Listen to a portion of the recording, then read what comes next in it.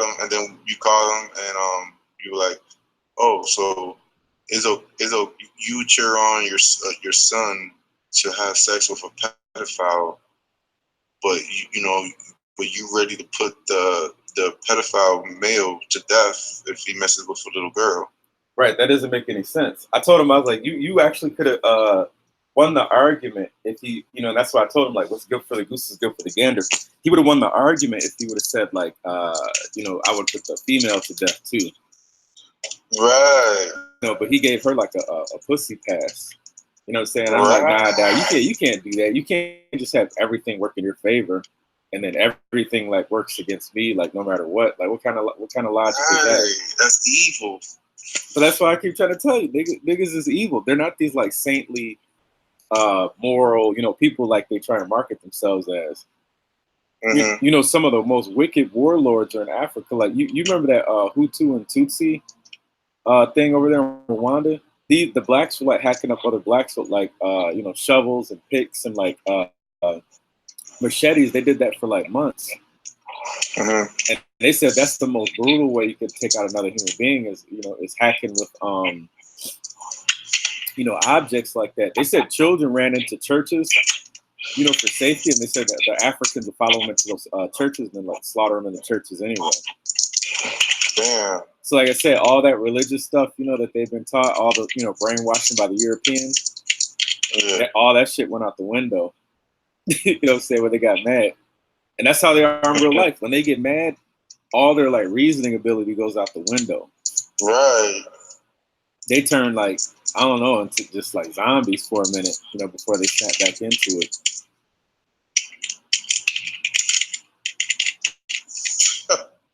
Secondly, they hate truth. You know what I'm saying? Anything that conflicts with like their belief system, they get mad at it. Right. So I don't know. I was saying that conversation, like, King and Eddie, they had some good points, but I'd say ultimately I like won that. Because all they did was just kept repeating themselves over, and they didn't have like a rational reason why they believe what they believe, beyond some type of like, parental defense mechanism of some sort. Yeah.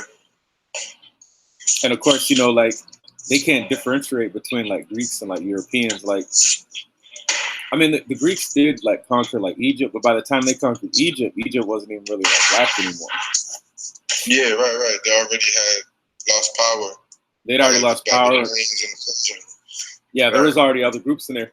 Some people believe too, and I talked to a Jewish rabbi. He said that the Egyptians that actually ruled over the Jews were actually the Ptolemies, and not these ancient like Africans, like people are taught to believe. He said what? Say that again. The Jewish. I talked. It's not a rabbi, but just like a regular Jew. Mm-hmm. He said that the Egyptians that actually conquered the Jews in Egypt were actually Grecian Jews. Grecian Egyptians. Sorry about that. He said Greek Egyptians, like the Ptolemies were the ones that conquered the Jews and they were the ones that had the Jews in captivity, which would make sense because the New Testament was written in Greek, and we know that it was written around the time of Egypt. So I don't think like there's this ancient Jew. I think what happened is that like the Hyksos might have become like a really small group of people. They were active there in ancient times, but how the Hyksos became the Jew, I'm not 100% sure. Like I said, I think you got to throw like Masons into the equation. I think like you have these like Masons, man. They had access to these papyrus scrolls, and they created these illuminated texts. Because you got to remember, religion was never. I was doing some research earlier today. Religion was never for poor people. Religion was actually for like royalty and nobility. Right. Like if you look at those, the initiates were royalty. Like if you look at the hieroglyphs, those aren't common people that are being initiated by like Horus and Tahuti. Those are like that's like royalty. The afterlife and having like supreme powers and supernatural powers. That was for the elite. That wasn't for the common person. The afterlife was never for the common person. The average person just got, he just died. I don't even think the common person in ancient times had a burial. It was the elite that had the burial. Like, that's why you see, like, when they're buried, they got these, elaborate coffins and stuff like that. It was always for the elite. So basically, the Abrahamic, the Abrahamic religions are basically something that can give the common person, it makes them feel like royalty. You know what I'm saying? That it tells them like God loves them and that they're going to go on the afterlife and stuff like that.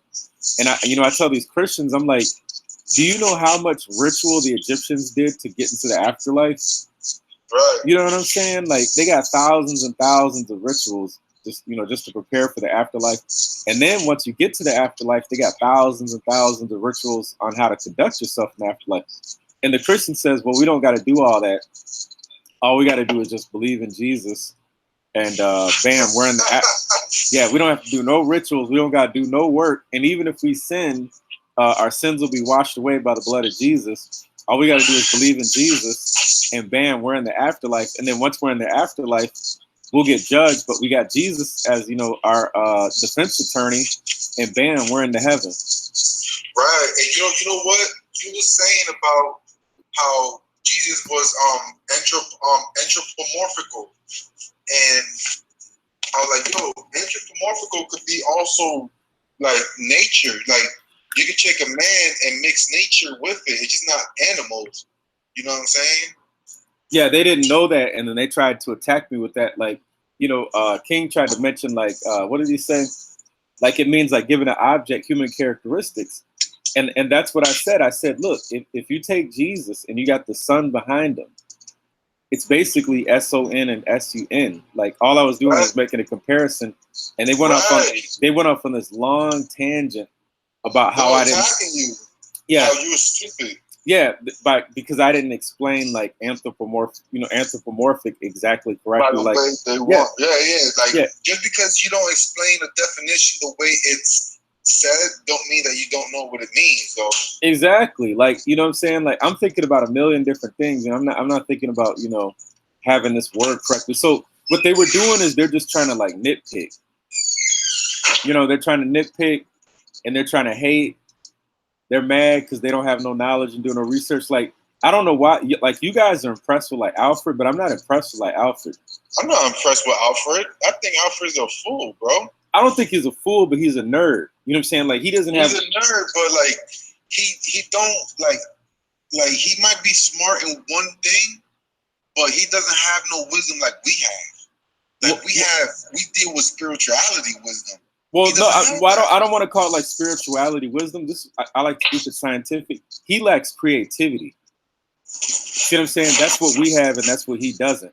He doesn't have creativity, and that's why I was trying to tell him, like, if me and you, or if like me or you, got educated, and then we had that creativity and wisdom, like, what would he do? He would just get totally destroyed. That's why I told him, I was like, you're lucky I don't have like a formal college education, because like, if I'm competing with you with no education, if I had education, you just get totally obliterated. Right. Because I could jump from the esoteric, back to the college and then back to the esoteric. But see, the thing is, he would never be able to jump to the esoteric. No. He would always just be like, oh, that's just you're trying to put two and two together where it doesn't make sense. So the thing is, and I try to explain to him, like, he has to understand, Alfred is basically like an advanced Negroid. He's like a Hebrew Israelite on steroid, but he still has like all of their flaws. He's just an advanced version of them. You know what I'm saying? He has all their like weaknesses. That rambling, that stubbornness. You know what I'm saying? That pettiness. That harping on like one word. When you gave him like the overarching meaning. He still has all their weaknesses. That's why I keep trying to tell him, like, you're a Negroid, dog. You're just an advanced Negroid. There's no difference between you or like Edward. They're just two different types of like crazy. He kind of remind me of like a white man, like a black man, but like with a white man's spirit. He doesn't have a white man's spirit. He's pure Negroid. You know what I'm No, saying? not about his look. I'm talking about like the way he acts and the way he talks. No, he talks like a black dude. He just articulates his words very well. I don't see he's not an Oreo man. I don't see any like white in that man. You know what I'm saying? He's black. You know what I'm saying? Like he talks to mostly black people all day long. But look, I act more black than him, like culturally. Nah, not really. I'm saying he don't act like he don't talk like a normal black person would. Well, there's no such thing as like talking like a normal black person. Like Alfred talks like a when you first hear Alfred, you're like, oh, that sounds kind of weird. But after you get used to his voice, that man is black. He's blacker than you. That's why me and him are arguing. Me and you aren't, because he's blacker than you. That's why me and him are arguing, because of his ignorance. So, like I said, education doesn't really cure, you know, that thing that's inside of that West African. It calms it down. I'd say education keeps it at bay, but that monster is always going to be in that corner. That monster of like just ignorance and not being able to understand certain things. Just like I asked him earlier about Aang and Aleph. Like the triangle is the symbol of the Aang, which is the ox, right? Like the letter A, the Aleph. The Aang? Oh yeah. Aang, A, yeah. Yeah, Aang, A, Aang. Symbolizes the olive. Yeah, which is also the ox. That's why he's called Right. the last airbender, and they even mentioned the bison in it. And so what I'm trying to tell you is like your brain can correlate those things, Emac, but like his brain, no matter how I explain it, it can't correlate it. It just can't see and then on top of that, then like I said, he proves his West African. When you look at L, the word L means power. Well, I told him earlier that the word L also means light. And I don't even know if you. Well, yeah, that's what I'm saying. But hold on. Do you know that L means light? You need power to shine light. Well, that's true too. But you know that L also means light too, right? I've never read that nowhere though. All right. So this is why I say that L means light. And I tried to explain to the West Africans, but they just didn't get it.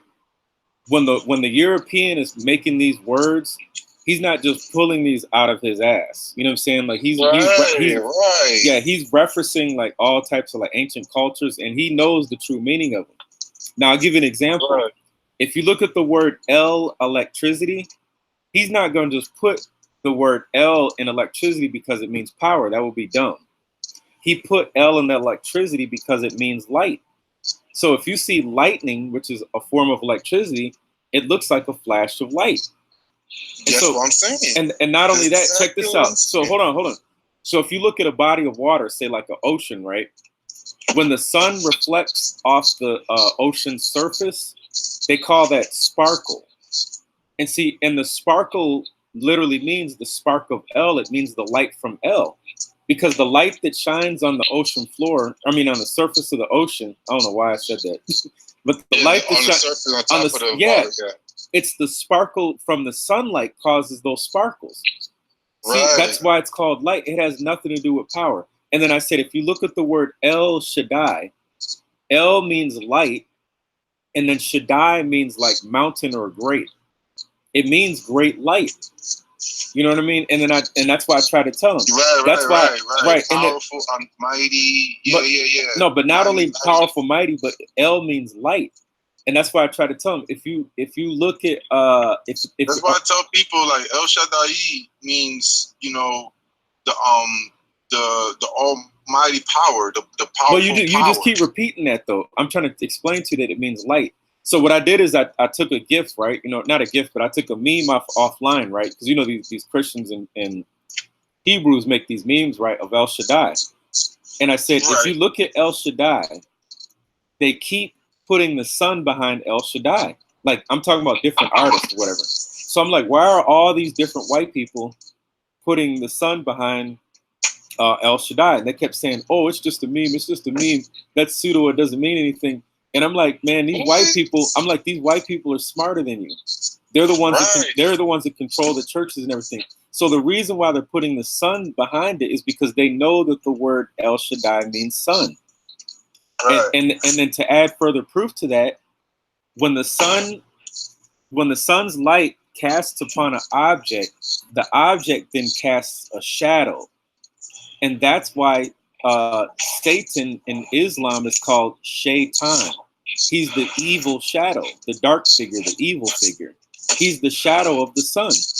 That's why if you read in the book of Job, it says, the sons of God presented themselves before the Lord. The Lord has the or in it and the L, which is light, and Satan came with them. Satan is the shadow of God.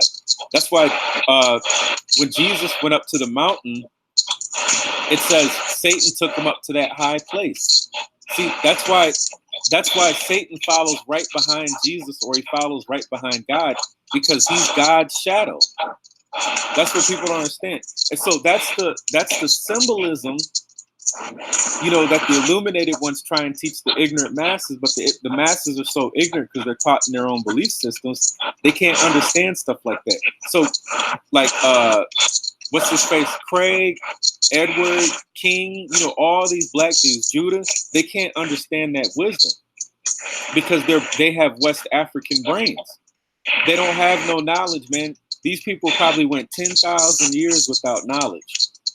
And then guess what? They get mad and they say, well, we did have universities in like Mali and like Timbuktu. And then I said, well, you didn't have phonetics in Timbuktu, and Timbuktu didn't teach the world. And they're like, yes, we did. We taught the white man to bathe and do all this other crap. And I'm like, when did you do that? And they're like, we're the Moors. So they jumped from Mali to Timbuktu to Moors. And then I told them, I was like, look, West Africans were converted by Arabs, and then the Arab called you Moors, because there's no African tribe in Africa called Moors. Right. So again, the knowledge that the West African learned, he learned from the Arab, and the Arab used the West Africans as cannon fodder against the European. That's why they would always try and convert Negroes to Islam, not because, they like black people, but because they can use black people in their armies. Just like they would use black men as eunuchs to guard their harems. They would castrate the black man and then let him stand there for hours guarding the females in the Arab's harem. He's always been a beast. That's why they named themselves in Africa Abdullah. It means slave of Allah. And we know that Allah is the consciousness of the Arab. So literally slave of Allah literally means slave of Arabs. So again, that's why I keep trying to tell you that West and Central African, I think they're a genetically engineered slave by gray aliens. I know that sounds West and Central Africans. In fact, most all Africans. I would say with the exception of maybe some of the Eastern tribes, but definitely that the West and Central have heavy slave coding. Because there's just no way a group of people can just keep going in this like slavery, over and over again by different groups of people, unless it's, unless they're genetically wired like that. Just like right now in the United States, Negroes don't fight to free themselves from Europeans. In fact, they try and find ways that they can join and wrap themselves around Europeans. That's what caused all the racial clashing in the 60s. I used to think the racial clashing was actually caused by like white people's racism. But it was actually caused by blacks because they kept trying to move into white neighborhoods when the whites wanted to be separated from the blacks. So the blacks, the blacks had actually caused all that drama in the 60s, and they're still doing it. Why do you think the white man said? Whose is that? Whoa! And look, because I was looking at the video of them earlies, and the little black girl was telling the camera that, I just wanted to come over here and see what they were doing, and they start throwing rocks at us. Right. Because the European separates because the white man, like I said, he's more benevolent than the black. He's the true Christian. And he knows, according to the OT and the New T, that the races aren't supposed to mix. So he's actually following God. He's actually following God's law. And the black is breaking God's law by trying to mix with the European. Wow, body. He's trying to mix with, and he's still trying to do that today. And that's why the white man, and that now you understand why the white man would kill the black man if he wanted to touch his white woman. It had nothing to do with race. The Ku Klux Klan are Christians. They wanted to kill you because it's biblically that you should be killed. It's biblically that you should be killed if you touch a white woman. Not because she's a white woman, but because of the race mixing. Because you don't want to muddle up the races. That's what it's always been about. So really the aggressor is really the black. So the black is trying, because the black is dependent upon the white. That's why the white man calls the black nigger, because the word nigger literally means one who is lazy. Yeah, it means you're lazy and stupid. And you are, and the thing is, they keep getting abused by the European people, but the European people keep telling the black that they don't want to be around you, and they keep putting themselves around the European, and they keep getting abused. They're like, oh, the cops are shooting me, we're not getting any justice. Well, you spent your time trying to wrap yourself around him, and that's the consequence of that. You were totally, because, and you know why? I know emotions too. Remember we was talking about how they let the emotions take a hold, and then the cops ended up shooting them because they were just out of control by the emotions and they didn't want to listen. Yeah, we know that. That's true too. But what I'm trying to say is that, like, remember in the 60s they had separate but equal. So that means that the European allowed the blacks to be separate, but the blacks felt in their separateness that they were unequal to whites. So again, the blacks used the separate but equal as another excuse to go invade, European schools to have access to European females, which is unbiblical according to the European. And so the black caused the drama. So why do you think the white people were so pissed off in those videos and pictures? And why do you understood that? Yeah, and why do you think he was hanging so many blacks? Because they would come into the Europeans' territory. The white, after slavery, messing with the girls, trying to get at the girls. In fact, when I talk to Africans overseas, their dream is getting their hands on a white chick, because they feel like their status will go up if they get their hands on a white chick. They feel what? Like their status will go up. Wow. You bodying this shit tonight, bro. What the fuck got into you tonight? Well, I do this. I body them every day, man. I stay bodying that West African and that Central African, because they're the biggest hypocrites. They can't take an L. They said that Timbuktu educated the world, and then I asked them, I said, tell me, what did Timbuktu provide to the world? They couldn't say anything. They couldn't say anything. And I'm like, show yeah, I said, show me in modern culture where Timbuktu has an influence on either America, Europe, or Asia, or Israel. They couldn't do it. The reason why they couldn't do it is because it doesn't exist. They won't accept the fact that they sat in Western Central Africa for who knows how many thousands of years, and the most advanced technology they had was like, I think they had the ability to weave clothes. I mean, and that's it. Yeah. That's it. They made huts, but they had no math. You can look at it's called dilapidation. If you look at how the structures of these huts are made, you can tell that there's no math there, because when you understand math, guess what?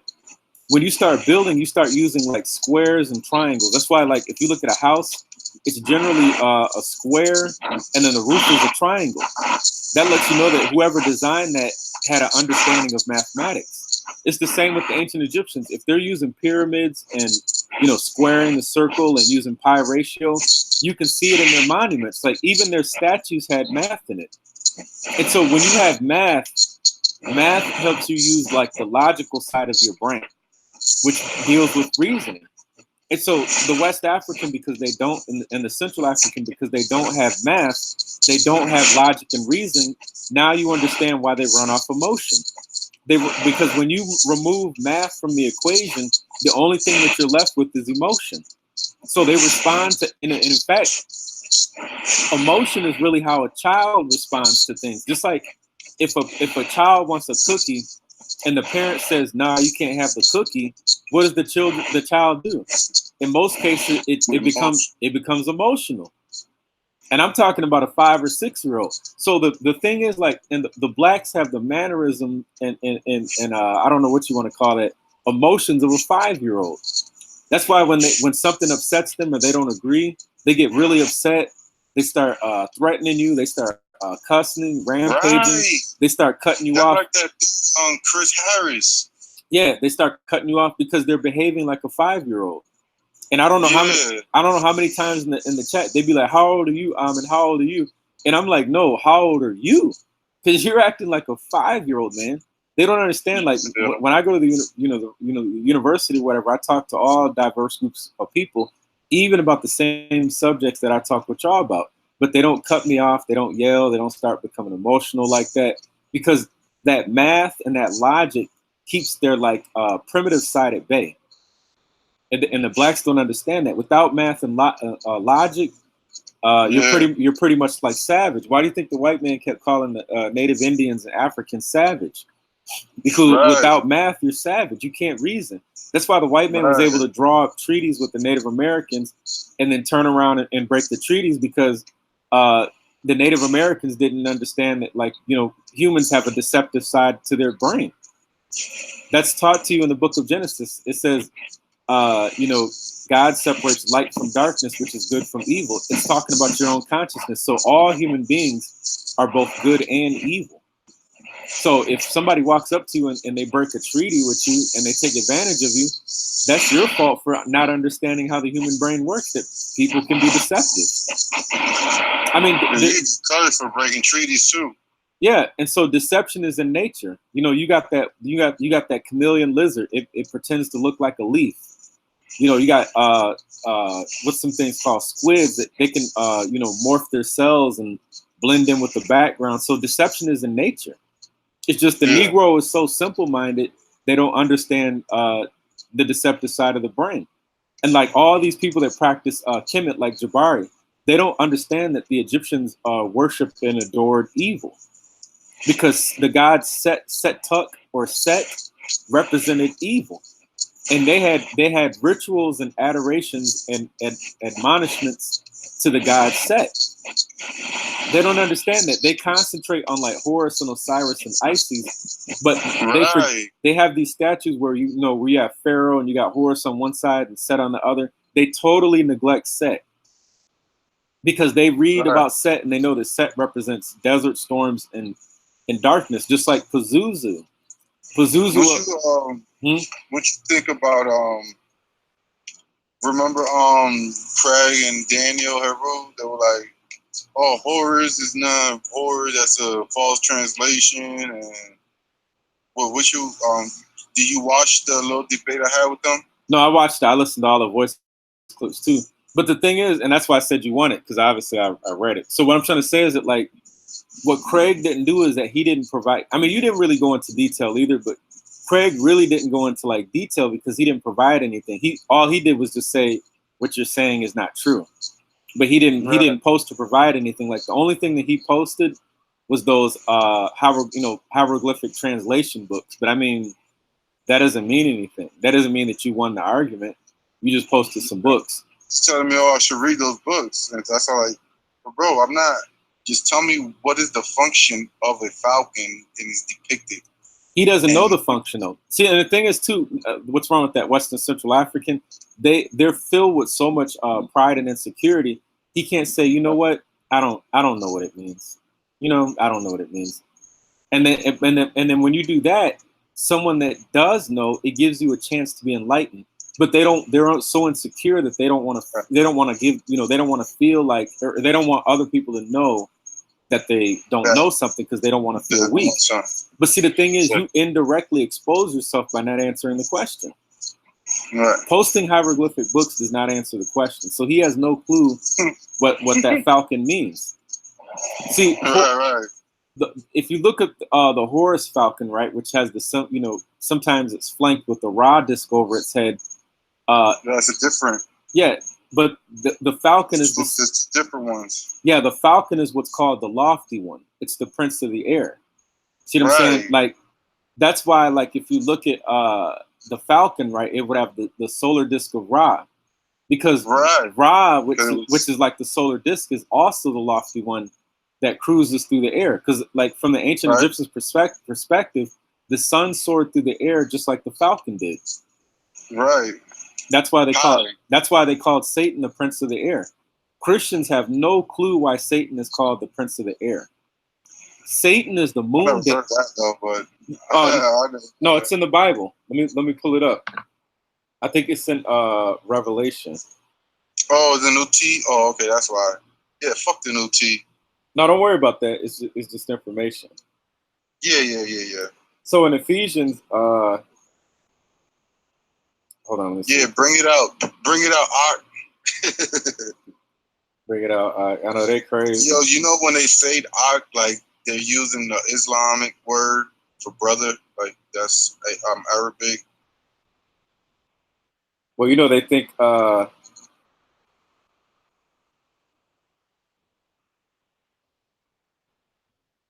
Hey, what up, Art? Okay, That's yeah, that it's in King James, so it's in Ephesians 2:2, and it says, Right. "Where in time past ye walked according to the course of this world, according to the prince of the power of the air, the spirit that now worketh in the children of disobedience." So it calls him the prince and the power of the air. And so and Christians don't understand. Is Ephesians OT or new T? That's NT.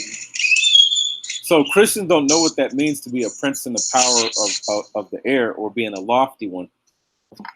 In ancient times, or like in ancient Egypt, the sun represented the right eye of God, and the moon represented the left eye of God that watched over the world. So when it says Satan is the prince and the power of the air, it's talking about the moon. Because the moon was always synonymous with evil and it represented Satan. That's why Satan's demons literally means deity of the moon. Because, I can't hear you, bro. Because you got stuff in the background. That's your fault. Your voice is muffled. My voice ain't muffled, man. You scuffling in the background. I don't know what you're doing, but you're scuffling your microphone. You just took your hand off, son. Now you good now. No, you're scuffling something in the background, Dag. I don't know, like whatever you're doing, it's rubbing against your microphone. It's creating a scuffling noise. I've not changed my position. That's you. So what I'm trying to say is that, like, in ancient times, the moon was personified as evilness. That's why anything associated with left has to do with evilness, like shaking hands with the left hand path of witchcraft. So left hand might be weak, or it represented like evilness. So the moon represented like the left eye of God, the evilness, right? Because the moon does, like, if you look at moonlight, it doesn't give off any warmth. It doesn't cause anything to grow. It really just represents death. Like, and in ancient times, the full moon would look very scary. You know what I'm saying? If you're walking outside amongst beasts and animals and stuff like that. So the word, like, so people don't understand. Full moon, what do you think about that? Those orbs next to the moon. We'll get to that in a second. So all right, go ahead. Monotheism literally means moon theism. It literally means moon deity, because mon means moon, like Monday, and then theism means God. So monotheism literally means the worship of the moon, because before the people worshiped the sun, they worshiped the moon. And again, that's the left eye of God versus the right eye of God. So the word demon literally means deity of the moon, because mon means moon and DE is short for deity. It means moon deity. That's where you get the word demon from. And then of course, demon has to do with the mind. So, I mean, with those orbs around the moon, those orbs, and that's why we need to get that camera, man, that 90 camera, because a lot of people have been capturing these orbs around the moon. So my P900. Yeah, that P900. So my theory around that is that I believe that you can go inside of these craters on the moon, if there's an opening, and that the moon is like hollow. And some people believe that like extraterrestrials have a base like within the moon. I don't know if that's true or not. That's totally pseudo theory. But the thing is, look, they're not going to be. It might be true, but look, guess what? Another thing is too, we can't see the other side of the moon. Nowhere on Earth. So how the Earth is a ball, man? No, but check this out. Don't worry about whether the Earth's a ball or not. They could have a colony on the other side of the moon, and we just can't see it. So this is what I think NASA should do. I think NASA should create a satellite, and I think NASA should fly the satellite to the other side of the moon that we can't see, and take some pictures and send those pictures back. That's what I think NASA should do. I also think NASA, if there's any openings in the ground, I think they need to send like a robot down there too, so we can see what's going on down there too. Stop worrying about Mars. There's all kind of orbs that are orbiting around the moon. People are, My friend, man, he has that 900 So camera. haven't even go back to the moon. Well, the thing is, okay, so there's an element on the moon called element 113, and I heard that the United States actually mines this element called 113, and they mine another element called helium-3. And so I guess helium-3 is some type of, element or isotope that's not found on Earth. And so the European goes to the moon to gather this helium-3, which he uses in the development of his back engineering projects concerning, back engineering and creating like UFOs. So, but what the orbs are, I've only came to two conclusions of what these orbs are. The orbs are either like artificial life forms that have the ability to exist in outer space, just like creatures exist underwater. Or number two, they could be spacecrafts that when the photons become, bright, it covers the whole craft. And so you just see like a glowing orb. But underneath the glowing light is like a spacecraft. But I'm actually leaning more towards life form, and I don't think they're a spacecraft because I got videos. No, they craft though, but they flying though. I don't think it's a craft. I think it's a life form, man. Just like it's a life form. Yeah, I think it's a life form, man. Because you got to remember, like the gray aliens got to be driving though. I think, but that's when people. Oh, they may be a different kind. No. I think it's both. Look, so when people see, people claim to see like triangle shaped, right, planes or whatever, right? And they also claim to see silver metallic discs. Right. See what I'm saying? So triangle, black triangle crafts and silver metallic discs. Those are probably the grays. But these glowing orbs, you gotta remember, these glowing orbs can be like the size of a basketball. No gray is riding around in no craft the size. I mean, I'm not saying it's not possible, but I just doubt that. You see what I'm saying? And, also, the orb that, remember I took the photo of it and the video of it that I showed to you a while ago? Yeah. Yeah, like I also believe like those orbs, so they're big too. Like I see the small ones, also the big ones. Hey, you know what's crazy, bro? I promise you, dog. I've been seeing some of the orbs just fly out of nowhere inside of the building, bro. That's not good. Camera at work, bro. I like there be nothing going on, and then you just see like some light orb just zoom, just out.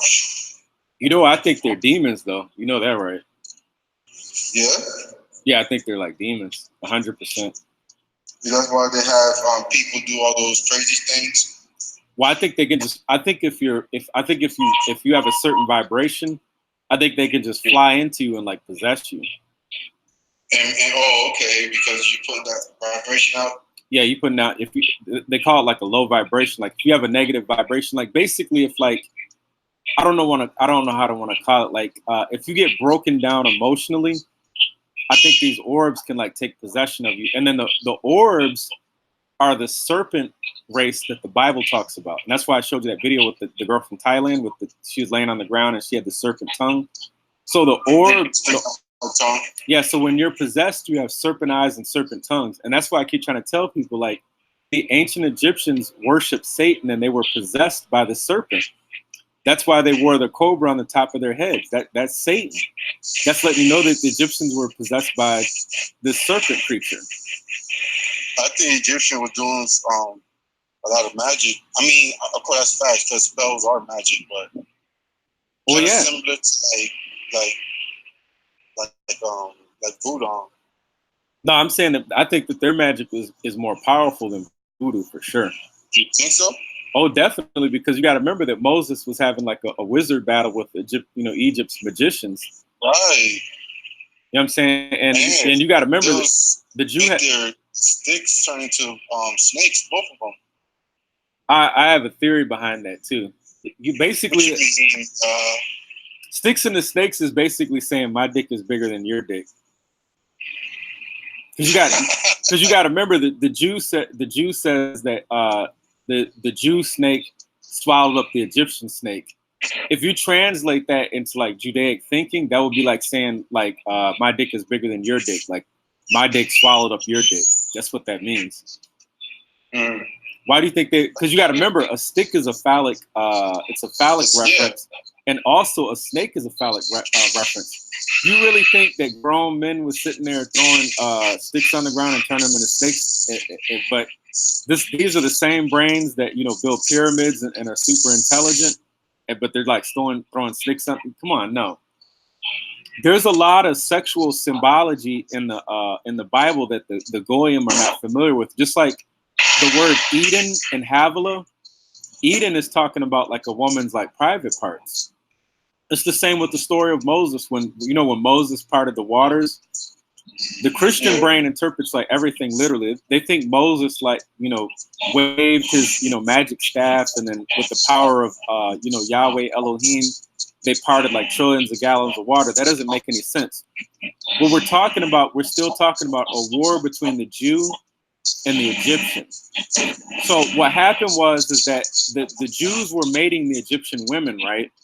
And so the Jews basically opened up the womb of the Egyptian. You see that static? That's coming from your end, man. I don't know what that noise is. Yeah, it sounds like a machine or something, but that's coming from your end. Yeah, I'm in the bathroom right now. Let me mute myself then. Go ahead, talk. Oh, okay. So yeah, so you're blowing the air dryer or whatever, but yeah, so that's coming from you. So if you look at, so basically the Jews were having sex with Egyptian females. So when it says that God opened up, the waters to allow the Jews in, that's when Moses had ejaculated into an Egyptian female. And then when Moses used his phallic staff, right, to part the seas, remember the staff is a penis that he used to part the waters of the woman to allow his Israelites or sperm into the Egyptian female. And that's why if you read the Bible, it says, and Moses, the Israelites, and I'm sorry, it says when the Egyptians tried to cross, the river or whatever, God drowned them. See, what it meant that was like an Egyptian ejaculated into a female, and the Jew, like it's like a gangbang, and the Jew came behind the Egyptian and he ejaculated in there too.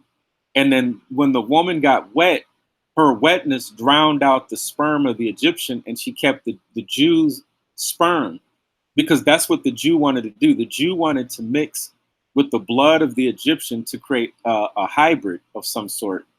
You see what I'm saying? That's why when they left out a mixed multitude, now you understand why they left out a mixed multitude, because the Jews were mixing in with the Egyptians because they wanted that, Egyptian blood to add to their DNA to strengthen their DNA. That's why the Jews still follow after Egypt to this day. That all that Illuminati, symbolism crap, that comes out of the Vatican, and it comes from the Jew. So a lot of these, misinterpreted allegories have a lot of like sexual themes to them. And it's like the Goy don't understand that, because the Goy are taught in the church to interpret everything literally for the higher sake of morality. So they sacrifice its true meaning to promote this like obsession with morality. And morality, remember, it's a childlike teaching. It's one of the first things that Adam and Eve learned in the garden when God told them don't eat from the tree of the knowledge of good and evil. You learn good from bad. Like they were basically taught base morality. It's like, the first thing a child learns, don't put a plug in the socket, you'll get burned. It's a simple teaching. And so what the blacks don't understand is that there's higher wisdom that are beyond morality. You know what I'm saying? Like they're obsessed with like righteous and morality, yet they're neither righteous nor moral, because righteousness and morality are always subjective, and they're malleable, meaning that they can change throughout time and circumstances. You can't apply one system of morality to all circumstances. It just doesn't work like that, because once you do that, you infringe upon other people's right to do as they please. That's another reason what this war, what Satan's war is about with humanity and the black man, is that the ancient Egyptians were imposing their thoughts on other people, and their belief systems. The Africans were imposing their thoughts and beliefs on other people. That's what Christianity, Judaism, and Islam is. Judaism, Christianity, and Islam is an extension of the African's brain that was in ancient Egypt that's still stretching across this planet. The African might not be the head of it, but his thought form still lives. Because you got to remember, when people came into Africa, which was Egypt, if the Egyptians couldn't defeat you physically, they would colonize you mentally by converting you to the Egyptian religion. And so it didn't matter if you took the god Horus and turned him into Jesus, and you took Isis and turned him into Mary, and you took Osiris and turned him into God, and you took the Bennu bird and turned it into a spirit of God. It doesn't matter because you're still colonized.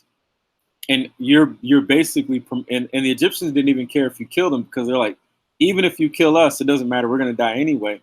But our ideology is still going to live on through you.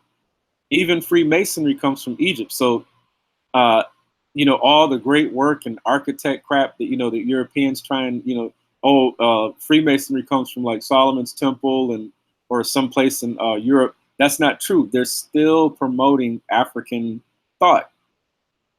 And the Asian, like I said, some parts of the Asians they're not smart either, because when Asian people go to church, they don't understand that they're worshiping an African deity in European form. That's what cracks me up about these Asian people that be running around, with that Jesus crap. They believe that the white man is almighty, and that they just came up on on these benevolent white people that worship Jesus Christ. But in reality, that's how East Africans thought and behaved, and all that discipline and charity, that's coming straight up out of East Africa from East Africans.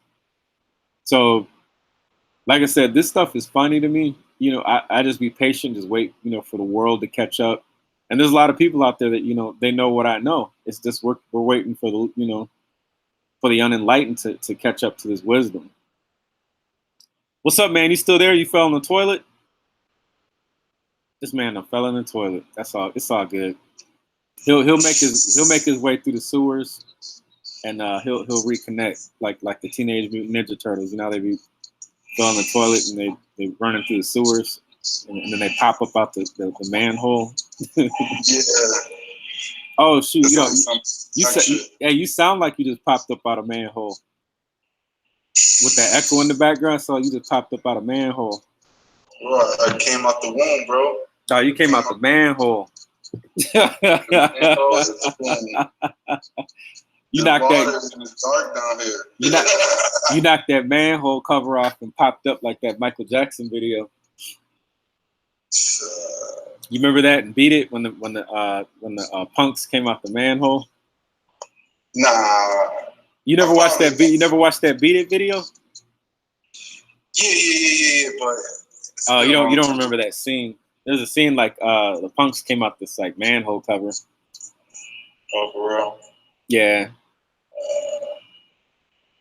They say that they were riding on you because you went to the arcades today, and they think that you such small girls. Why do y'all keep bringing that stuff up? I'm talking about today. I know that, but that's like irrelevant. But y'all was speaking about it today. I wasn't speaking about nothing. That's in the Western Central Africans like delusional mind. I did, but I'm just saying that. But look, that would be like look. That'd be like if you went to the movies. Like that's so unimportant. That's so silly. That's what I'm trying to tell you, man. When you're talking to like Western Central Africans, you're talking to someone that's like 10,000 years old with no education. Everybody goes to like arcades, movies, like coffee shops. That's normal. That's not abnormal or weird. That's crazy. I'm trying to tell you, man, these people, like, they should be lucky that I even entertain them. Because like I said, no sane person would sit there and entertain people who think and behave like that. Seriously, man, I'm trying to tell you, like, why do you think overseas Asians and Europe? No, listen, overseas Asians and Europeans and even Africans, they teach their children not to associate with black people. You know that, right? Yeah. Yeah, it's for that very same reason. You see all that drama, that's right? But crazy you said that because my father, he's like He was born in 1943, 1945, and he said that the Catholic priests and the Catholics told him to stay away from black people because they were bad. I don't know. I wouldn't say that they're bad. I'm just saying that they're taught to stay away because the black is like intellectually inferior. You got to remember that in Western Central Africa, they had no system of math, no system of science. They had instruments, so they had, they had musical knowledge, but like they had no science, they had no real scientific knowledge, and so they don't have like higher reasoning. So you got to remember, these people are isolated from other groups of people too, and they probably were like that for like over like 10,000 years. They didn't have access to like, the Middle East, and it shows in their like reasoning and comprehension. They literally, black people think and reason like children, literally, straight up. And they don't even understand that, like, even as an adult, their reasoning is like a child's. Why do you think they keep... Huh? What's that? I was thinking about getting a microscope where I could connect it to my computer, and then I could see everything that's in the microscope with my computer. USB. What's the purpose of doing that? Because I want to look up, I want to zoom in into different shits. Like, I always liked that shit when I was in school. Like, I always did good. And so, like, I flunked all my classes, but science, I always did good. Do you remember? Do you remember Perceptor?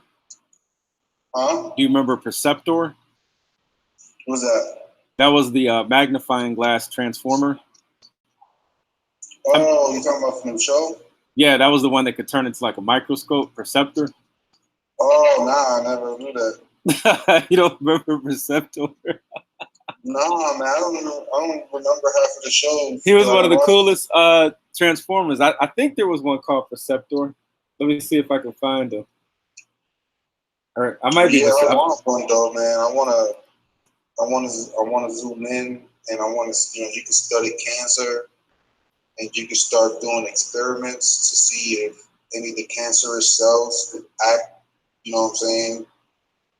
Yeah. In fact, guess what? I used to have the Transformer Perceptor. He could turn into a what do you call that? How do you call that? A micro what? Oh, you mean a telescope? Oh, microscope is like yeah. He could turn into a microscope. The Perceptor. Probably talking about a telescope, like to see in space. Yeah, no, he can turn into a microscope. I want that camera, dog. I know if that camera's so bad, man. That camera is like the dopest like white man invention. But guess what? With the Negroes, we would never see that though. You heard? Huh? You can find one for 500, 400. Probably on like eBay or Amazon, yeah. Yeah. That's what I mean. You know, they actually got another one too. I don't know if it's more advanced than that one, but they got other brands too that are like that too. But I think I'm gonna just stick with the 900 though. Yeah, I stick with the Nikon because I know the flat earthers uses it all the time. I'll just wait for the white man to build something like newer and cooler like in a couple years, and then I'll watch the YouTube reviews, and then if it's doper, I'll get that one. But yeah, we should definitely get that Nikon, man. They got that 4K. They got the 4K one, bro. Yeah, but that's what I'm trying to say. Like, it might not be good as that Nikon, though. You know what I'm saying? It might have some kind of weird glitch or do something different. Like, I think we should just stick with the Nikon because the Nikon is reliable. You know what I'm saying? Like, oh yeah. You can zoom across town in that mug, dog. That's dope. Oh, you can zoom in on like. That's how I know the moon is not that far. Like, how you can zoom in on the moon and look at the moon like that? That's crazy. But check this out, though. You can get your super peep show on, though. Like, say if you were in New York, you could zoom in on like a woman's apartment, dog, and just be like totally undetected. And you know what's interesting though is that these UFOs, they know when you're like looking at them. You think so? Hell yeah, man! I seen one out my bedroom window, and I grabbed my binoculars or whatever, and it like turned its like lights off, like it knew like I was looking at it. It did that on several occasions. Like I was driving down the street one day, and I was looking at them, and it looked like they got pissed off, and they turned off their lights. Like it looked like one by one by one. They know you. They know like you're fucking smart as fuck. So they're trying to like, oh man, this fucking guy again. The thing is like, wants to grab his camera. You know what's weird is like, it's like some of the aliens are hiding from people, and then some of the other ones, they're like flashers. You know what a flasher is, like they wear the trench coat and then flash themselves. Other ones are like flashers. You know what I'm saying? Like they do huge displays in the air, like trying to get attention, or they might make or they might make crop circles or something like that to get attention. So it's the crop circle, bro. They put Sumerian stars, bro. Right, but you know, we have an old video from like the 1980s in London, or I mean, in Britain, of these same orbs that me and you be talking about. We have video of them like making crop circles. Right. You seen that one? Yeah, I seen that. That's what I'm talking about. Dog, that's like the coolest video in the world, man. And bro, that's primary sources right there for aliens, bro. Right, but the thing is, like, I don't know what kind of electromagnetic whatever they use, but they're able to just like part the grass like it's like nothing. And that's why I keep trying to tell you, like, I don't think they're not even cutting the grass. They're taking the grass and it's getting tied. It's not even killing them. That's I forgot about that. Yeah, so whatever technology they're using, right? Yeah, it's tying the grass and it's flattening the grass, and it did it within. Right, but it did it within. It did it with. Or what energy mass can do that? Yeah, and then it did it in seconds. It did it in seconds. And that's what I'm trying to tell you. Look, but guess what? I got a theory. I believe that ancient Egypt was designed also in like seconds by those orbs. Because if the orbs can do that, look, they can just... so many orbs in Egypt. No, but look, they can just fly past the obelisk and then carve all the hieroglyphs on them, in seconds. Because look how perfectly carved some of those hieroglyphs are. You think dudes were just sitting on ladders and just like perfectly carving these like hieroglyphs for just, you know what I'm saying? And then why would a human being need an obelisk that weighs like 100 tons? Like what would you need that for? And then on top of that, you got 100-ton. Check this out though. You got 100-ton obelisk, and then you have these small little scribble writings on them. Like, what do you need that level of weight for?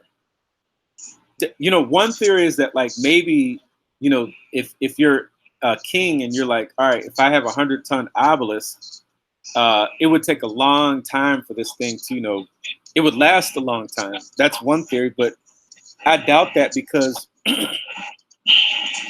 I'm saying you don't need it to be that heavy. You know what I'm saying? Because rock don't even last that long, because a lot of them are crumbled.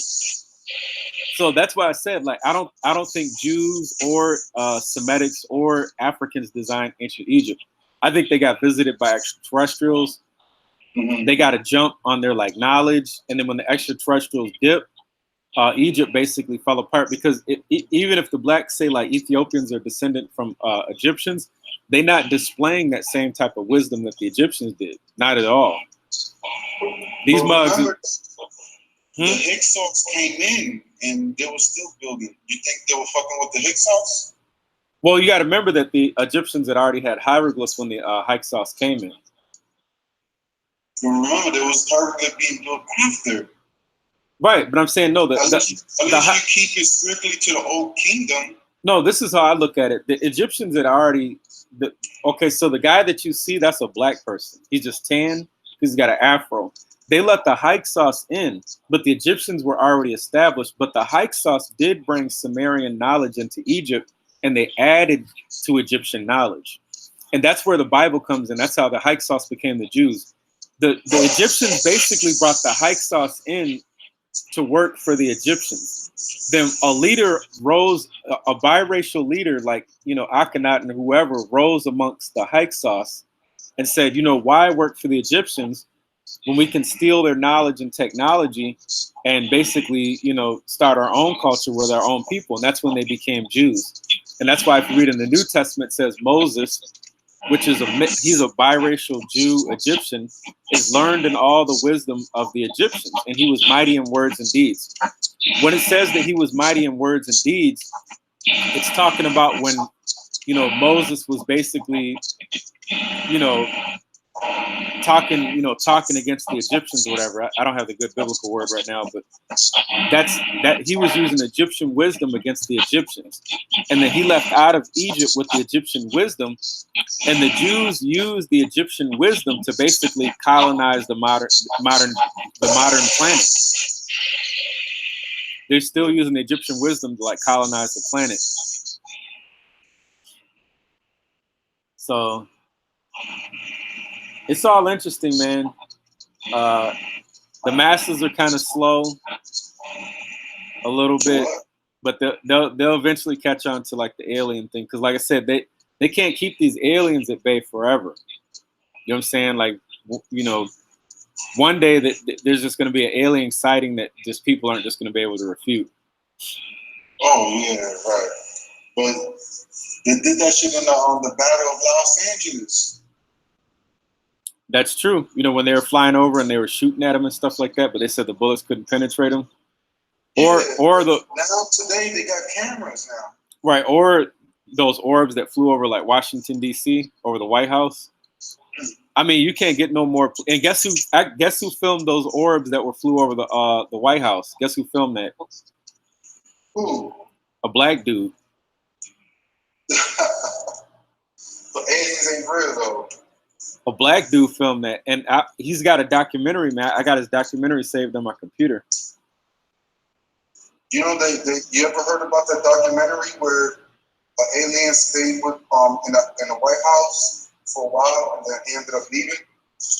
I don't know if that's true or not. The thing is, like, see, you heard about it though, right? I heard about it. I don't believe that, because the thing is, you got to remember, I saw like 3 gray aliens, and like gray aliens don't get down like that. They don't sit there and interact with like humans like that. Maybe they're not gray alien. Maybe it's another class. It might be a lower class of grays. Remember, there's gray aliens are the short ones with the big head. Then they got the taller ones, taller aliens. Yeah, I think the taller ones might be the lower classes that they probably look more human, and I think they might interact with humans. But the ones that I've seen, they're not going to interact with humans, and I'll tell you why. What are you talking about when you've seen them, bro? Can you be specific? Well, I already told you that, but hold on. I'm just trying to explain to you about like gray. Okay, go. So like if you're a human being, right? Would you sit there and like try and interact with a chimpanzee, knowing that it could like tear your eyeballs out your skull? No. Right. So the only interaction that you're going to have with a chimpanzee is if you've domesticated it, or if you hit it with a dart, you know, one of those tranquilizing darts, and you knocked his ass out. You know what I'm saying? And you can study him and stuff like that. So that's how the grays do with human beings. If a gray is only 3 feet tall, you think they're going to be standing next to a human being, and a human being is like super savage and you're related to like, you know, Jeffrey Dahmer and stuff like that? They're not going to do that. So the first thing they're going to do is paralyze you. That's your only interaction with a gray alien, is you're going to be paralyzed. So all this, you know, oh, the white man's making treaty with gray aliens. We're talking about a being that probably has an IQ of 700, and it genetically engineered human beings, which means it knows that human beings are tricky. You think they're going to sit there and sign a treaty with the white man, and they don't understand basic history, know that the white man breaks treaties? Come on, man. So that's how you got to learn to separate like facts from fiction. But what was you about to say that before that? What were you going to say? You said something about grays. Oh yeah. I think some are shapeshifters. No, grays. Well, no, I'm not talking about gray, but the other ones. No, there's no such thing as like reptilian shapeshifters. Like, well, okay, so I got to explain to you what shapeshifter means. You're dealing with okay, so there's only two possibilities to this. One, there's a reptilian alien that has the ability to take a human form, number one. Or number two, the Bible is correct, and a serpent-like alien can possess a human being, and then when the human being is possessed, it appears that they shapeshift, but they're not really shapeshifting. It's just that the alien parasite is manifesting itself. Just like, did you see the movie Venom? Did you see the movie Venom? Right. Did you see the movie Venom? Yeah. And the movie Venom was all about reptilian shapeshifters. That's what Venom is. Venom is the reptilian from the Bible. That's why he's depicted as all black. Because remember, black in esoteric circles means darkness, negativity, and evil. That's why Venom is black. The color black means evil. That's why bad guys are black and wear black suits. So Venom is a reptilian alien that possesses Eddie Brock. And so when Eddie Brock is possessed, he exhibits the voices. Yeah, he hears. Well, that's the reptilian talking to him. The reptilian alien that's talking to him. So, but when he's possessed, though, he shapeshifts. Remember, Eddie Brock shapeshifts, and he has a Yeah. He has a serpent tongue and serpent-like characteristics, and he has an animosity against human beings. So that's letting you know that Venom is the serpent from the Bible that has the ability to possess human beings. But the serpent says, "If I possess It came you," from heaven. Remember, right, it came from space. and it came from outer space too. But guess what? The serpent says also, "If you let me possess you, I'll give you superpowers," and that makes sense. If the ancient Egyptians had the uraeus, which is the cobra, on their foreheads, and they were possessed by the same serpent that Eddie Brock is possessed by, then Right. perhaps that serpent gave those Egyptians the wisdom and superpowers to be able to build that civilization that they built, which to me would make a little more sense than people just, doing all that stuff for like no reason. True. So that's our shapeshifter too. And you often see that in movies too. Like, you know how you see movies and the gods will possess the Egyptians and they will do some type of rituals and they'll write shit down by possessing like they'll be in panic mode and they're just writing shit down. They're like, well, the same with Gabriel. Gabriel was possessed by a reptilian. Muhammad of Islam was possessed by a reptilian alien by the name of Gabriel. Because remember, Gabriel possessed or sent messages to Muhammad. That would be demon possession. In fact, you know what they call? I think they call that scrithing or something like that. When you're possessed and you start writing shit. yeah. That's some type of kind of black magic. You got to remember the same thing happened to Moses too. Moses got demon possessed by Yahweh and started writing the Old Testament. Yeah. That's why in esoteric circles we really call the Torah, we call it the alien Torah. Yeah, but you don't think that the Most High is the one that's over all of these spirits and he uses them? He called him the Lord of Hosts. He's the Lord of Hosts. But he's the master of all the spirits and he uses them at his will. Well, you got to remember from my perspective. Trying to get at though. No, right, but you got to remember from my perspective, the Most High is Satan. So I agree. Right. Let's say the Most High is Satan. The Most High has another side of him, like you say, that he created evil and he created good. Right. You know what I'm saying? He created the light and the darkness. He created, you know what I'm saying? So if he is the one that, so we got the knowledge of the serpent, or the serpent knowledge, or the fruit of good and bad. Right. Right. And our eyes was open and we was woke from that moment and we knew that we was naked. So as the serpent said, you know what? The Most High knows that you're going to be just like the gods in heaven if you eat this fruit. So that intrigued Eve, and then Eve gave it to Adam and Adam just ate. Boom. And so at that day, at that moment, man started to be having the consciousness of God, knowing good and evil. So the reason we do good and evil is because we have God consciousness. And so when we have the image, so we were made in the image of God, but he left out the God consciousness, but we ended up receiving it by eating the tree. Now, the humans today are like gods. We know we could do good or we know we could do evil. It's up to you if you want to do good or you want to do evil. Well, and you got to remember, keeping in mind that So what I'm saying is, if the Most High is also Satan and he's also God, a benevolent and malevolent. Benevolent is like kindness. The anonym of benevolent would be malevolent, would be the evil side. Mm-hmm. So if God is both and he do evil to people because they're doing evil, and he's the judge. You go to the hall of judge. Anubis takes you. He drags you to the hall of Anubis. He brings you to Osiris, and Osiris would give you whatever you deserve, or he's the judge. So if the Most High represents this council, and he has a council of other beings that's weighing your heart to see if you're a good person or a bad person. And Satan says, oh, well, what about this man over here? He ain't, like, he'll curse you as soon as all the good stuff you done for him is taken away. So I feel like, so the Most High, he has a bad side, he has a jealousy side, he's very aggressive, but he also have that benevolent side. Right, and like I told you, you got to remember, also from my perspective, the Bible is an Egyptian text. So it's not like the Most High has a good side and a bad side. There's an old hieroglyph, there's an old statue with Pharaoh.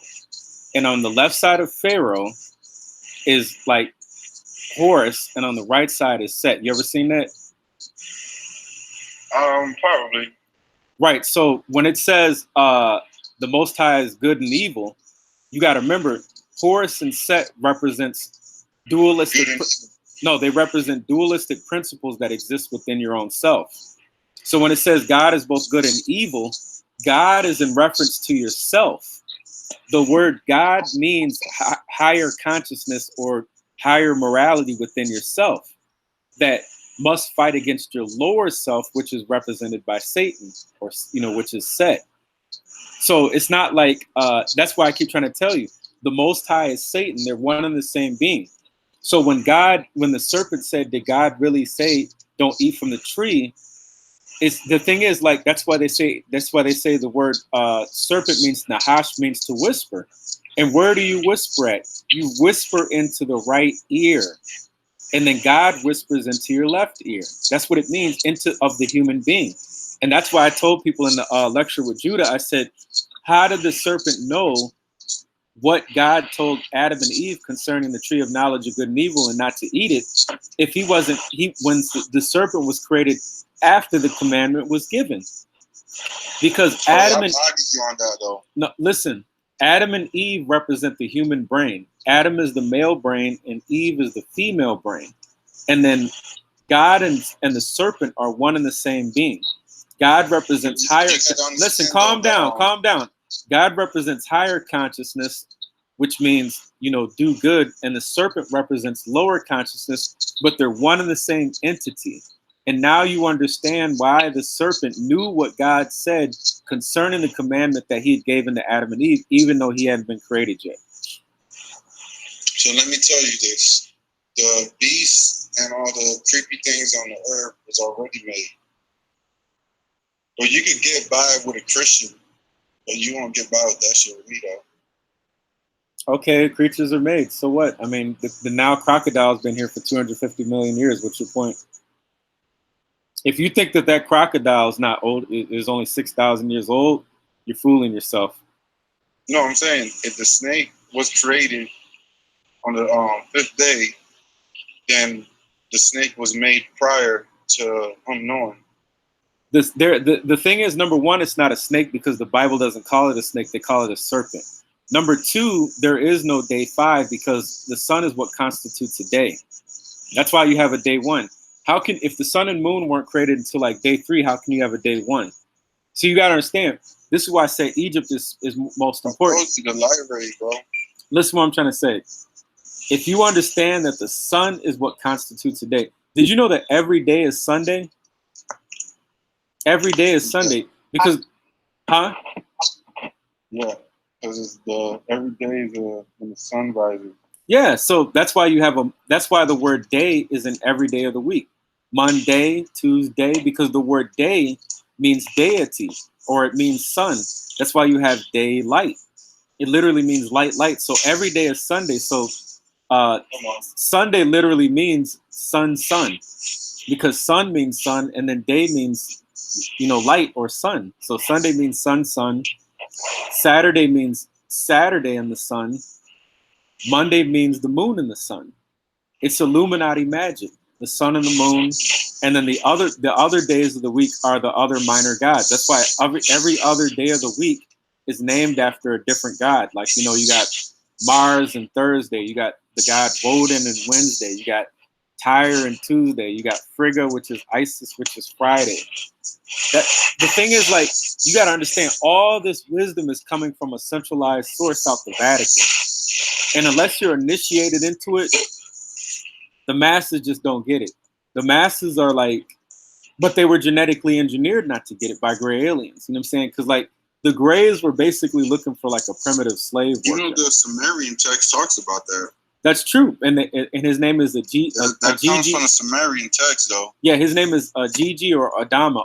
The Bible is also Sumerian, so all the Bible writers, all they did was simply switch the word Gigi and Adama to Adam.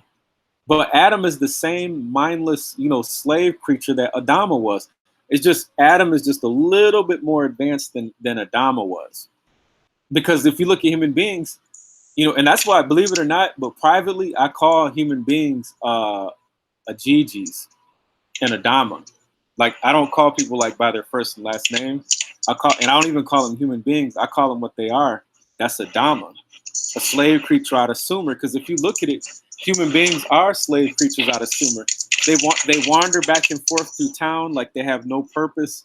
They go to work, they go home, and that's pretty much it. They might do a little bit of research on the side, but they don't do any type. They don't do any type of extra thinking, and they don't want to do any type of extra thinking. Adama wants to work. Adama loves working. He you know what I'm saying? Like, even if somebody gets disability, they'll try and get off the disability so they can work. That's because they were genetically programmed by gray aliens to have a compulsion to want to build and work. That's why the aliens just built Adama. They built him to like work and not do too much thinking. Think about it this way. Fruit and plants and stuff like that come from the ground. Adama is such a programmed slave, he'll actually go to the store and like buy fruit that comes naturally from the ground instead of creating his own garden. That's crazy. So the thing is, that's why you can't reason with people, Emac, because what you're doing is you're battling a gray alien that genetically wired people to be like mindless. And so the gray aliens figured, they said, well, human beings do have like the blood of the gods. They do have like the blood of the aliens, right? What the heck are you doing? Oh, I'm typing, bro. I'm always looking up information, man. Oh, okay. I didn't know I thought you were like smacking a stick on the ground or something. So the thing is, like, the aliens knew that some human beings like me and you would be clever and like figure out what they're doing. But they said that doesn't matter. As long as the majority don't understand, then that's fine. It's like I use the example of like a dam that holds back water, right? And it gets a leak and there's a little bit of water coming out. The aliens are like, that little bit of leak is like the human beings that have adapted and they understand what's going on. But as long as it's a little leak and the bulk of the water is being held back, which are the masses, then that's just fine. And they knew that there was going to be little leaks like that. They're not worried about that because the thing is, a human being is a Gigi, and so you can't even reason with a Gigi. That's why I keep trying to tell you, like, it's hopeless trying to reason with this Western Central African, because they were the first slaves created by the aliens. Black people think that's why do you think black people keep trying to say like, oh, melanin is special and melanin is this and that? No, it's not. That's why the lighter skin races don't want to be dark, because they know that dark coated skin is synonymous with slavery. The gray aliens gave the Africans dark skin so that they can work up under the hot sun and mine gold for the Anunnaki or Sumerians or whatever you want, or the gray aliens or whatever you want to call them. Think about it this way. Listen, the God of the Bible. Why are you trying to body motherfuckers? No, but listen, Emac, the God of the Bible is a Sumerian deity. He identifies himself in the book of Genesis. Remember when God was looking for onyx and beryl and stuff like that? Then he stops in the middle of all that and he says the gold of that land is good. Why would God do that? He's like flying around, he's talking about creating birds, and he stops and he's like, gold is good. And then you got to ask yourself, which God of all the gods love gold? The Anunnaki, the Sumerians. You know what I'm saying? The Egyptians like gold too, but mainly it was the Sumerians that came to Earth to mine gold. That's why the God of the Bible identifies himself. Stitching shit. No, it's not stitching shit. It has nothing to do with stitching. It has to do with common sense. If you look at the Bible and you just read it, just say if you're a casual reader, God does stop and say gold is good. You don't have to rely on Sitchin for that. I never relied on Sitchin for that. I've never read a Sitchin book in my life. That's just common sense to understand that that is very strange for God to stop in the middle of what he's doing and say gold is good. So if you understand that gold is abundant in Africa, and you understand the dark skin of the African, you can easily correlate and say, look, the dark skin of the African was designed by great aliens to allow the Africans to work up under the hot sun to mine gold for these extraterrestrials. And that's why if you read the Bible, it says, and God walked in the garden in the cool of the day. That means aliens were walking around with Adam and Eve while Adam and Eve were like, mining gold and doing like menial tasks. And then when the aliens decided that, that it was time for man to go on with a different construction project, which is called the Great Work, he booted them out the garden. So, and the garden was actually in ancient Egypt, which was an extraterrestrial civilization set up by great aliens. They booted man out of Egypt, and then the great aliens destroyed the evidence of their existence in ancient Egypt. That's why if you look at some of the monuments that had been toppled over, it looked like it got hit with an earthquake or something like that. But we know that there's no earthquake. I'm not sure if there's earthquakes over there, but like it doesn't look like it was destroyed. Even it looked like something extremely intelligent systematically just took those blocks apart. You know how like a kid takes apart blocks. It doesn't look like someone took a sledgehammer and just hit it with a sledgehammer. It looked like listen to me, bro. Yeah. Listen to me. Are you watching my camera, bro? No. Yo, watch my camera right quick, bro. All right, hold on. You looking at porn? Look at. Are you looking? Yeah. I look it right there. That means God, right? On. Yeah. Right. So look at the first Sumerian king. This is his name. So look at the text. That's on, mean God right there. Watch. Now look at this right here. On. Right? Yeah. And then all right, so let's look at this cuneiform right there. So this is man right here. Man would be Lu. So we're looking at the word Lulin. So look at Lu, and then watch this. And then here's the man. That's what it would. Yo, you can see me? Yeah.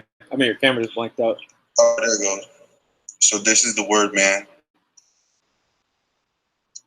Right there.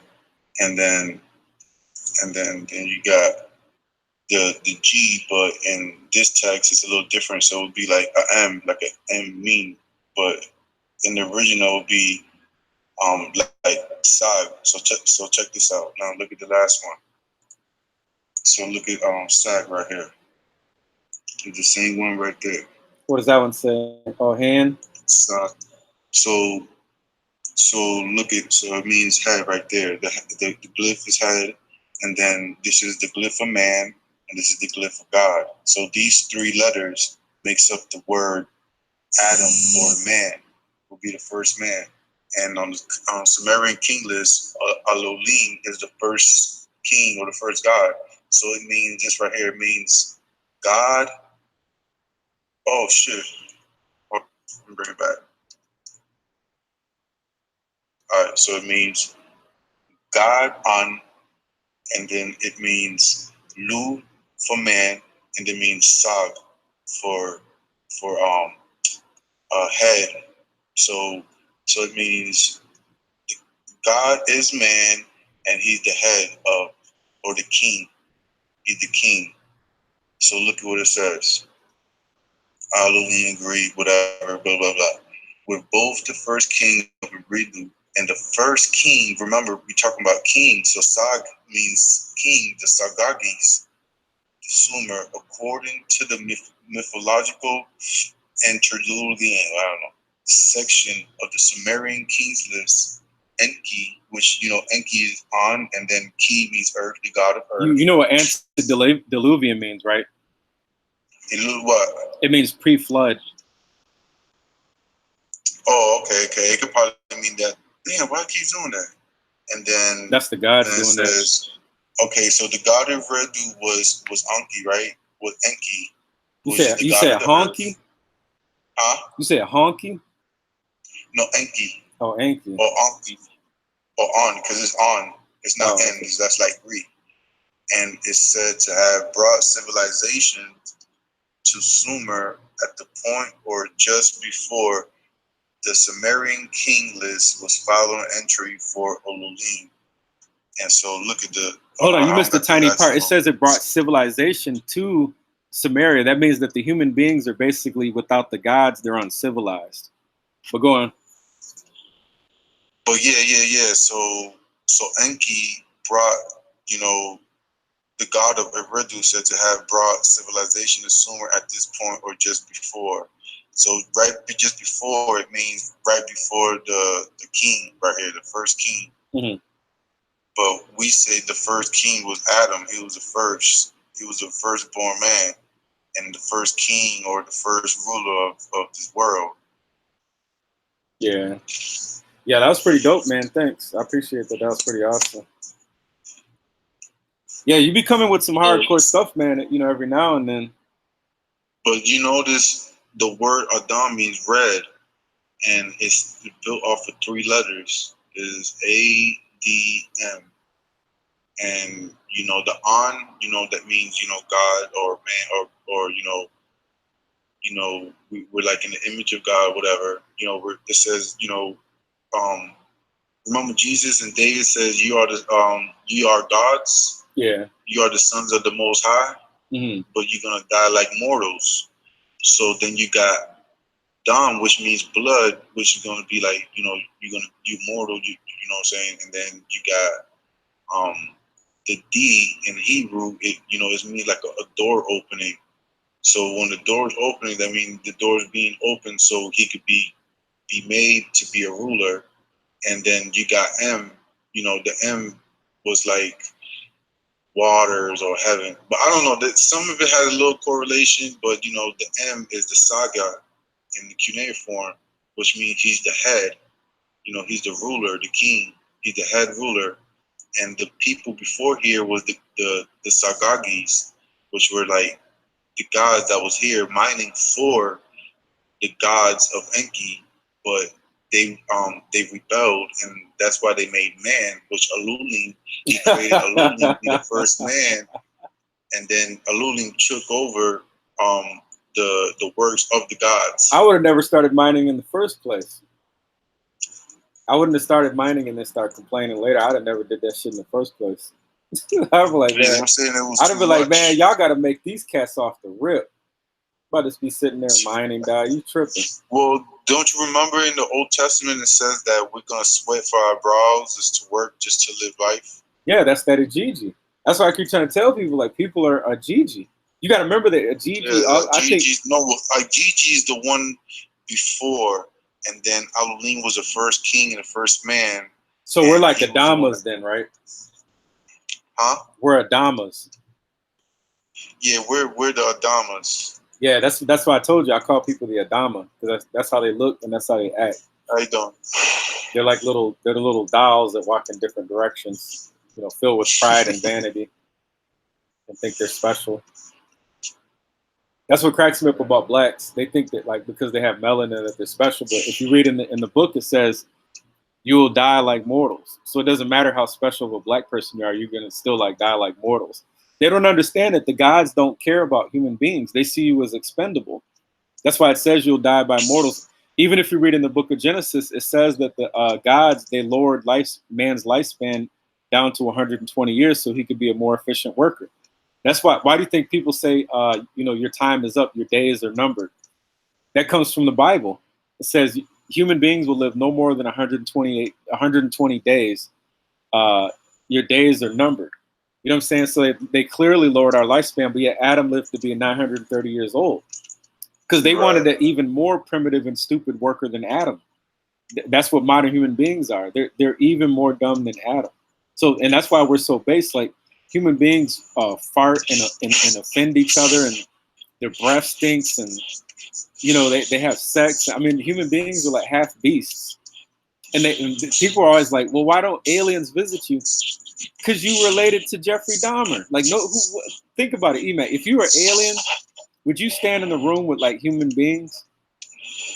Human beings are emotionally unstable. They can be like cool 1 minute and then be like hyper aggressive the next, because the hair on your head and the hair on your groin and the hair under your armpits, that's always going to be a reminder of your animal nature, along with your canines. Human beings have 2 canines on the top of their mouth, and they have 2 canines at the bottom, and the rest of your teeth are flat. But those sharp teeth that human beings have, that's a reminder of your beast nature. Ain't no sane alien with a high IQ is gonna sit there and have a conversation with a beast. Just like you're not gonna sit and have a conversation with a beast. Like, I mean, they did take like Coco the gorilla, you know what I'm saying, and chill with her, but like most of the time they were trying to teach Coco, you know, Coco the gorilla. Like, so I'm not trying to say that, you know, all interactions are like that, but I'm just saying mainly, you know, your interactions with something, you know, of less intelligence, or it's going to be in some type of controlled environment of some sort. You're not just going to sit there and converse with you like in the wild like that. It's going to be in a controlled environment. All right, man. Well, it's good talking to you, man. I learned a lot. I like the little head, foot, man god thing. That was pretty cool. All right, man. But yeah, I'll speak with you later. I got to run out of town, and I'll probably catch up with y'all later. Was you riding on your bike again? Nah, I'm doing something else. Oh, okay. All right, bro. All right, I'll catch you later. All right, all right, peace.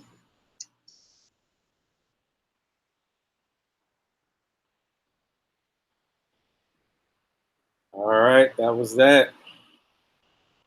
That was a very good lesson on the Adama and the Gigi. So I'm gonna close this one out for now. I think that was pretty good. All right, y'all. Peace.